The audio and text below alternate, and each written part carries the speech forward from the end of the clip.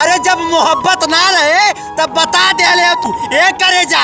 अरे जब मोहब्बत ना रहे तब बता दे ले तू ये तुम्हारी माँ की का कहूँ। अरे दूसरा के हाथ में हाथ डाल के हमारा जलावे के का जरूरत रहे। बात तेरी माँ का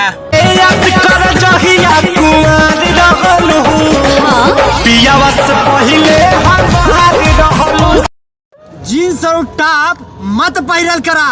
अरे ये करे जा जीन्स और टॉप मत पैरल करा, हमके अच्छा ना लगेला। जब पियर का सूट सलवार पहन के घरवा से निकले लू तो सच में करजवा बहरिया जाला। पियर सरसों के रंग जैसन तू हमके छोड़ देलू तो का सोचत हूँ हम गम में जियब। अरे करे जा तू हमके छोड़ देलू तो का सोचत हूँ हम गम में जियब। अरे हम मर्दे का लइका है ये तोहरी माँ के का कहूँ, तोहरे बिना भी जी ली हम। हसत जिंदगी में काहे अगिया लगाला।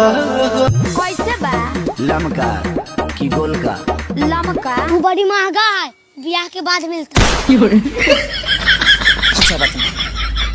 आजकल की जो महिलाएं हैं उनकी सबसे बड़ी समस्या क्या है? उनका पति। पागल, ऐसा कुछ नहीं।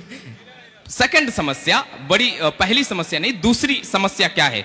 समझ नहीं आ रहा है आज सब्जी क्या बनाऊं।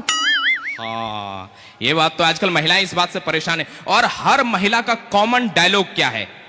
मैं ही हूँ जो इस घर में टिक गई हूँ।